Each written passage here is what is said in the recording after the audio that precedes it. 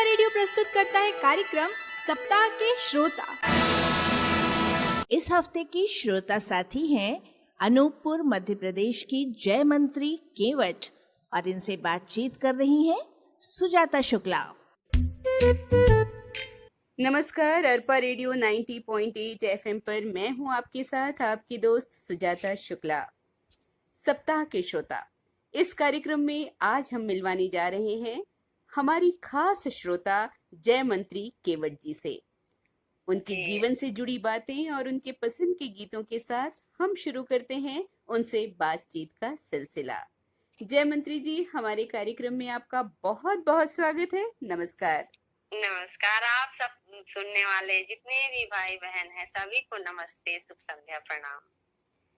जय मंत्री जी, आप रेडियो की सुधी श्रोता हैं, है ना? हमें बताइए, ये रेडियो से आपका जुड़ाव कब हुआ और कैसे हुआ? हाँ, रेडियो से जुड़ाव मेरी 1985 से हुई। मेरे पिताजी रेडियो सुना करते थे जिसमें मैं चोरी छिपे कार्यक्रम सुनती थी और मेरी जुड़ाव बन गई।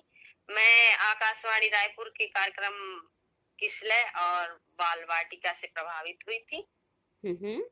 जी। इसके अलावा आप रेडियो के कौन कौन से स्टेशन सुनती हैं और हमारे अरपा रेडियो के कार्यक्रम आपको कौन कौन से अच्छे लगते हैं? हाँ, इसके पहले मैं आकाशवाणी दिल्ली के कार्यक्रम सुनती थी और मुंबई के कार्यक्रम, विविध भारती के सारे कार्यक्रम तो नहीं सुन पाती थी, लेकिन सखी सहेली, मनचाहे गीत और SMS के बहाने बीबीएस के तराने सुनती थी। आकाशवाणी रायपुर के यादें, सुरों का सफर, आप मन के गीत, ये सारे कार्यक्रम सुनती थी। अच्छा। और अरपा रेडियो के कार्यक्रम में मैं सुनती हूँ अनीस के संगीतान मन के पसंद, सप्ताह की श्रोता सुनती हूँ। बहुत अच्छा लगता है अनीस जी की बातचीत, उनके कार्यक्रम प्रस्तुत करने का अंदाज इतनी खूबसूरत होती है जिसकी मैं शब्दों में बयान नहीं कर सकती हूँ। चलिए, हमारे कार्यक्रम के माध्यम से अनीस जी ने आपकी बात सुन भी ली होगी और उन्हें अच्छा भी लग रहा होगा। और सच में जब श्रोता हमारे किसी कार्यक्रम को पसंद करते हैं तो हमें लगता है कि हमारा ये कार्य सार्थक हो गया है ना? जी जी। जय मंत्री जी, आपके बारे में हम जानना चाहते हैं कि आप क्या करती हैं, आपके घर में कौन कौन है और वो क्या क्या करते हैं? जी, मैं सबसे पहले तो एक माँ हूँ, मेरी 3 बेटियां हैं, मेरी सासू माँ है, मेरे पति हैं। हम घर में 5-6 सदस्य होते हैं और देवरानी जेठानी, 4 देवरानी जेठानी है, लेकिन दूसरी जगह रहते हैं सभी और अच्छा प्रेम व्यवहार है हम सब लोगों का। अच्छा। और आपके पतिदेव क्या करते हैं? मेरे पतिदेव खेती का काम करते हैं।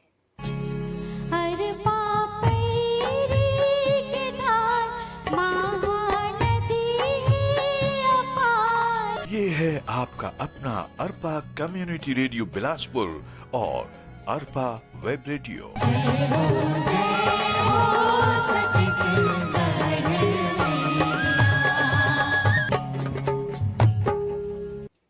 एक बार पुनः आपका बहुत बहुत स्वागत है जय मंत्री जी हमारे इस कार्यक्रम में जिसका नाम है सप्ताह के श्रोता।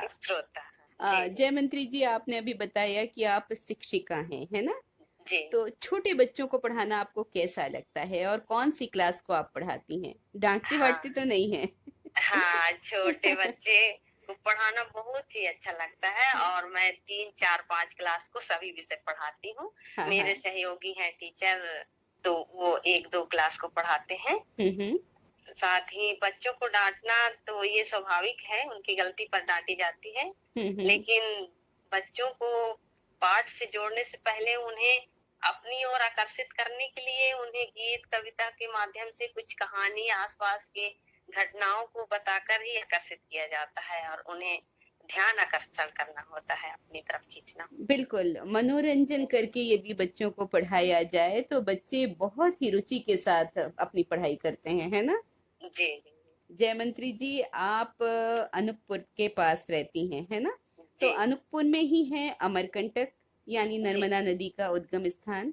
कभी वहाँ जाना हुआ है?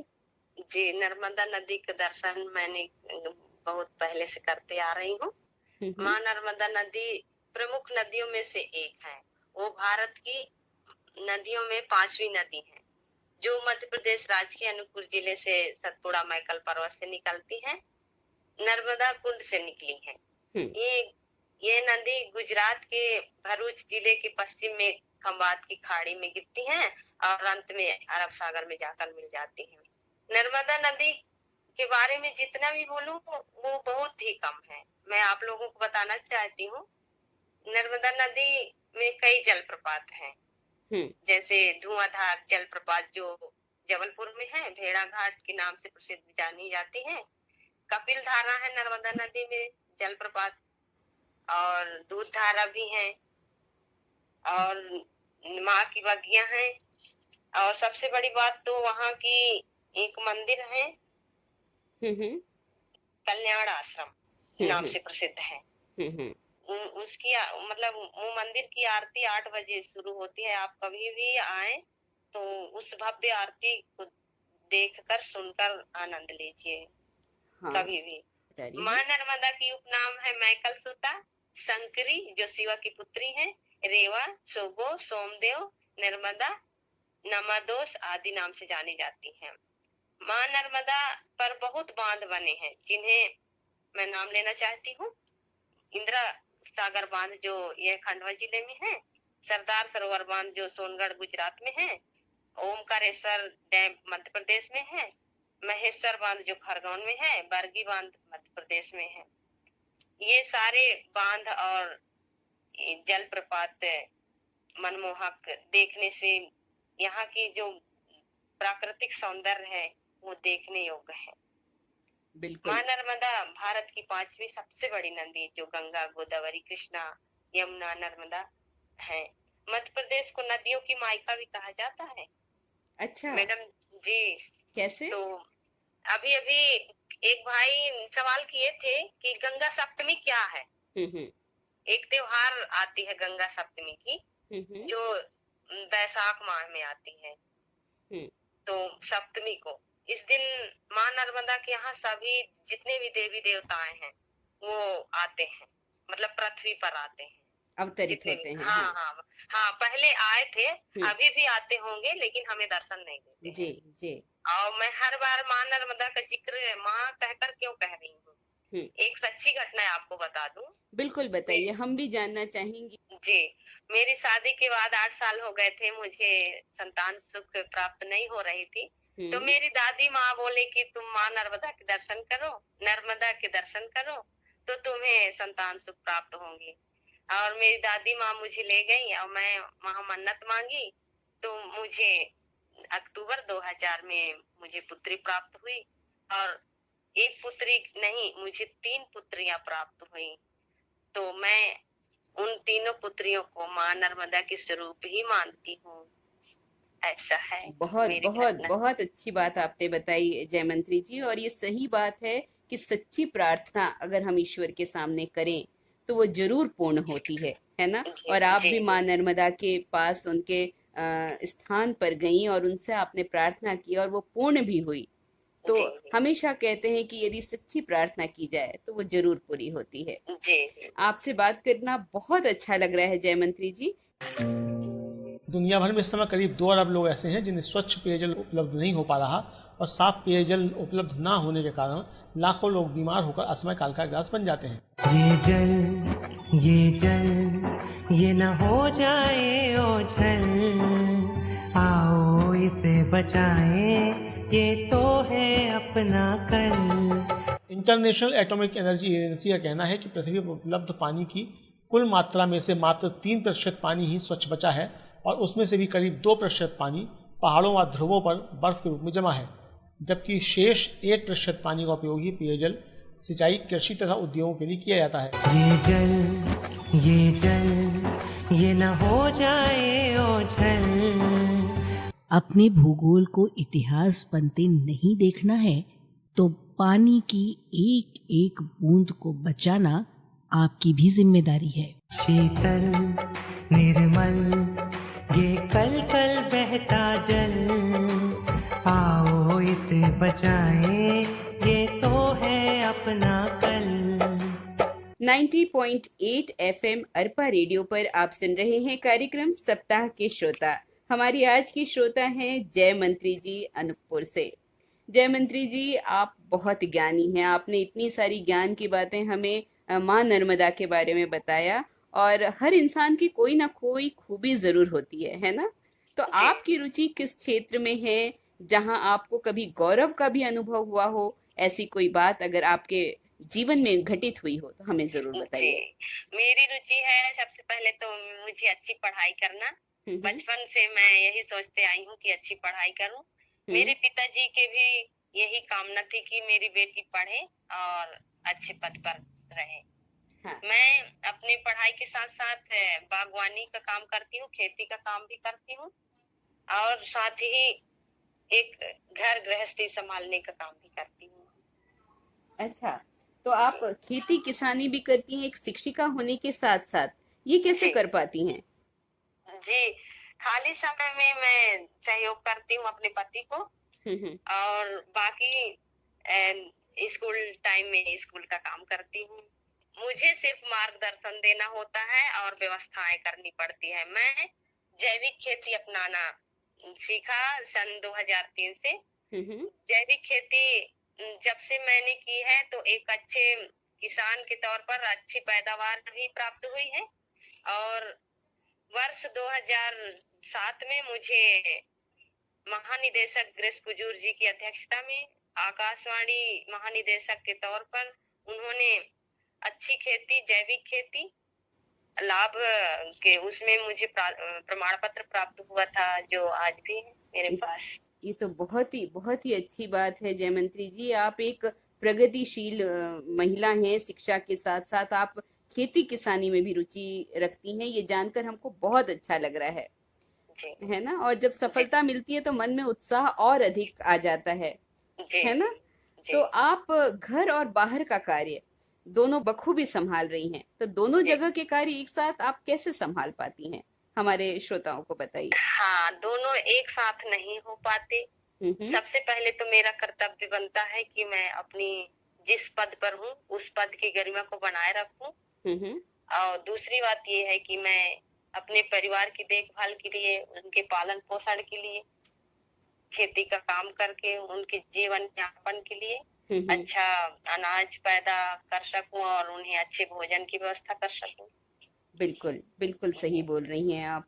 और अगर दोनों जगह पर एक महिला ही है जो बखूबी अपना कार्य कर सकती है, अच्छे से निभा सकती है, और वो आप कर भी रही हैं बखूबी, है ना? तो आज के समय में नारी और पुरुष दोनों बराबर का स्थान रखते हैं, है ना? सुन वो मंटोरा के दाई, जांच कराए माँ सबके भलाई।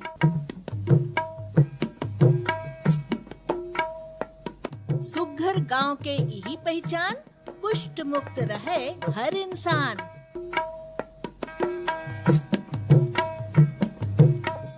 कोनो कहे राम राम, कोनो कहे सलाम, कुष्ठ के इलाज कराए माँ गांव बनाबो महान।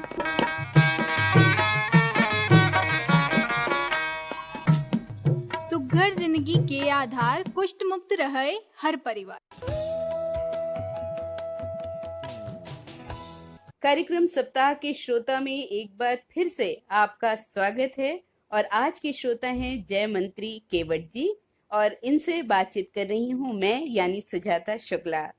जय मंत्री जी, आपसे बात करके बहुत अच्छा लग रहा है। बहुत सारी बातें हमने आपसे जानी कि किस तरह से आप एक शिक्षिका हैं और किस तरह से आपको नर्मदा नदी के बारे में ज्ञान है। आप ये बताइए कि अनूपपुर के पास ही है पेपर मिल, है ना, अमलाई का, जिसे ओरिएंट पेपर मिल के नाम से जाना जाता है। कभी वहाँ जाना हुआ है आपका?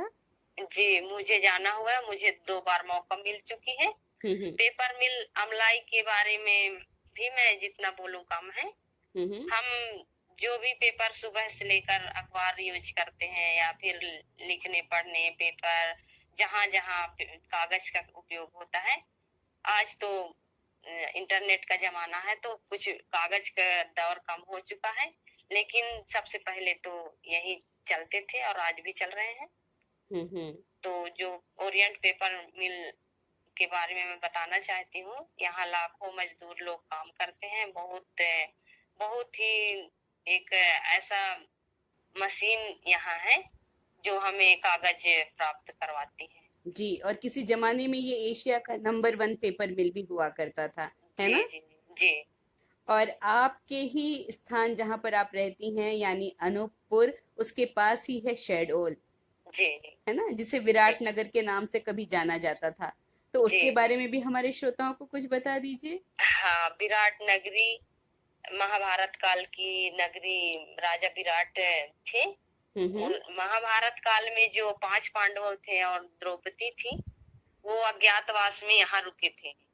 तो भेष बदल कर रुके, तो मतलब राजा विराट के गाय चराया करते थे। ऐसे ऐसे 1 वर्ष पूर्ण हो गए, तो 1 वर्ष पूर्ण होने के बाद गायों को, जैसे लड़ाइयाँ चलती थी, तो किसी ने परीक्षा लिया या कैसे आकर सभी गायों को मतलब छोड़ दिए। तो छोड़ने पर उन्हें रोकने के लिए अब कोई भी ऐसा इंसान नहीं था जो उन सभी गायों को रोक सके। तो वहां पर धनुष का चाप चढ़ाने की बात आई, तो राजा विराट ने ऐसा ऐलान किए कि जो भी इस चाप को चढ़ाएगा वही भगवान का अवतार होगा। तो वहां पर अर्जुन जी चढ़ाए उस चाप को, तो पहचान में आ गए कि ये कोई ऐसे मानव नहीं है, ये भगवान रूप ही कोई है। हाँ, द्रौपदी रसोइया बनकर रहती थी राजा विराट के घर में। जी जी, राजा विराट की पुत्री थी, जो मन ही मन अर्जुन जी को भाने लगे थे। तो अर्जुन जी उन्हें बहन के रूप में स्वीकार किया और उनकी पूरी देखभाल की और उनकी रक्षा करने के वचन भी निभाए थे। राजा विराट की नगरी में एक बाण गंगा नाम से प्रसिद्ध है, जो बाण से उत्पन्न हुई थी गंगा धारा। जी जी, वो हाँ, नदी थी, उन्हें प्यास विलुप्त लगी नदी थी, तो बाण से उत्पन्न किए थे जल। वही बाण गंगा और रतनपुर जो बिलासपुर में है, वहाँ की नदी और ये एक ही है, लेकिन ये ऊपर से नहीं बह के है, ये विलुप्त स्थिति में है वहाँ पर। जी जी। तो यहाँ कभी भी ऐसे मान्यता है, देखा जाता है कि यहाँ की मछली और बाण गंगा की मछली और रतनपुर की मछली एक ही है। पहले के युग में वो मछली थी जो नथनी पहनी हुई थी, उस मछली को कोई देखते तो यहाँ बाण गंगा में भी रही और वही मछली रतनपुर में रही। ये तो बहुत ही अच्छी बात आपने हमें बताई। और महाभारत के काल से ही वो स्थान बहुत प्रसिद्ध है और हमारे जो श्रोता इस कार्यक्रम को सुन रहे होंगे उन्हें भी बहुत रुचि आ रही होगी। और जब कभी समय मिलेगा और अच्छा वक्त आएगा, ये कोरोना काल चला जाएगा, तो मुझे लगता है कि हमारे काफी श्रोता वहाँ घूमने भी जाएंगे। और जिस स्थान का आपने जिक्र किया, कहीं से भी आए, बाण गंगा और राजा विराट का जो आज पुरातात्विक विभाग में है, वो विराट मंदिर प्रसिद्ध है। हाँ। और अपना अनूपपुर जिला का जो मां नर्मदा, वो भी पुरातात्विक विभाग में है। जी जी। तो जरूर वो घूमेंगे भी उस स्थान को और आपके माध्यम से उन्हें जानकारी भी बहुत अच्छी हो गई है ना। जी तो जी।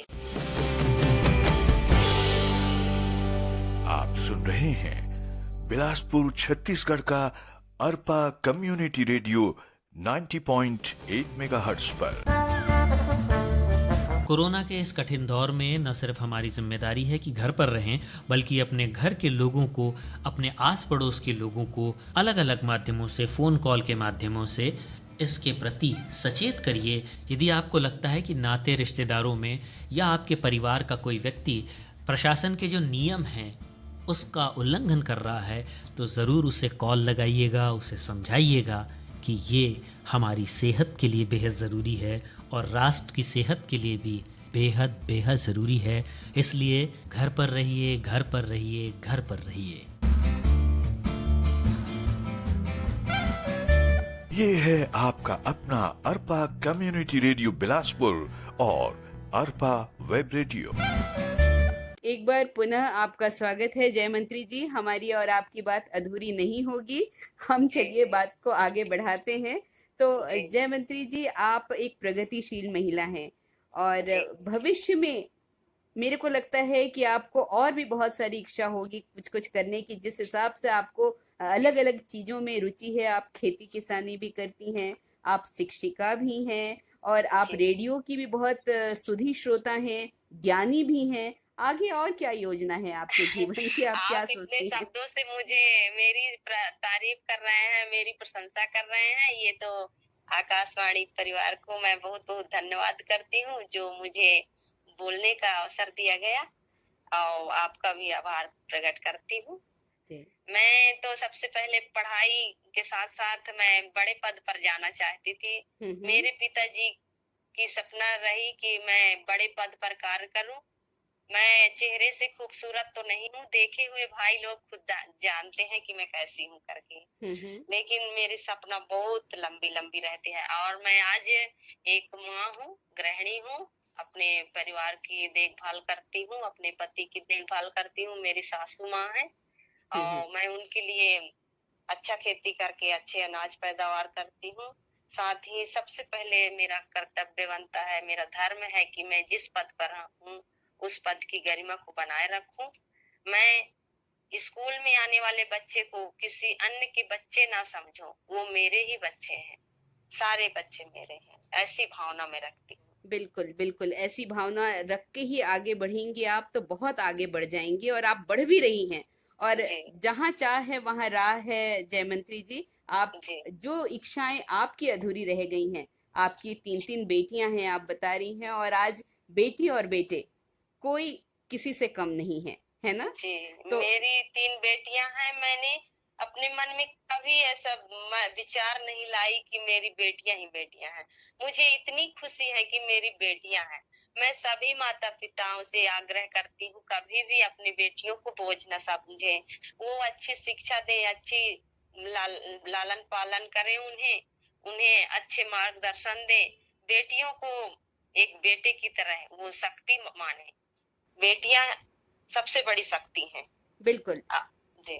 और बेटी हर क्षेत्र में आज बेटियां आ रही हैं, चाहे वो सेना का क्षेत्र हो, चाहे वो अंतरिक्ष में पहुंचने की बात हो, चाहे डॉक्टरी हो, चाहे इंजीनियरिंग हो, चाहे हर क्षेत्र में बेटियां भी बेटों के साथ कदम में कदम मिलाकर चल रही हैं। मैं एक बात बताना चाहती हूँ। अभी 2011 में मैं अपने विद्यालय की प्रधानाध्यापक पद पर हूँ, तो मुझे लगा कि मेरे से बड़े टीचर जो हैं वो शाला के प्रमुख रहे जी।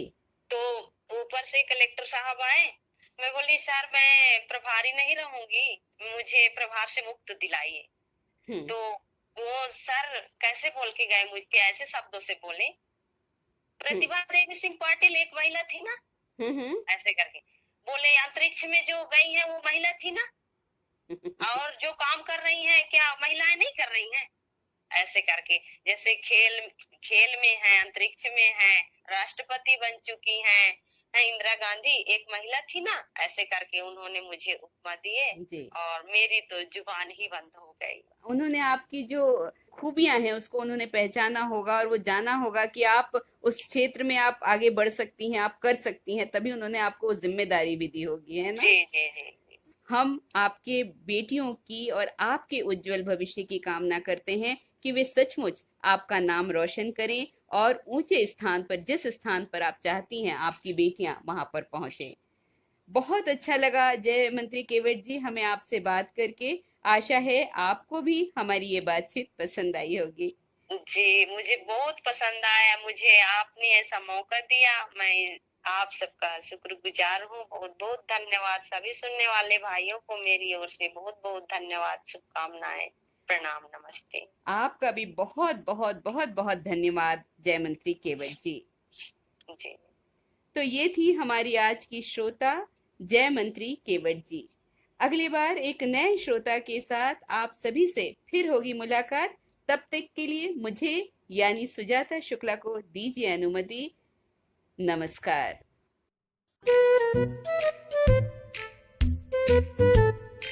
अभी आपने सुना कार्यक्रम सप्ताह के श्रोता।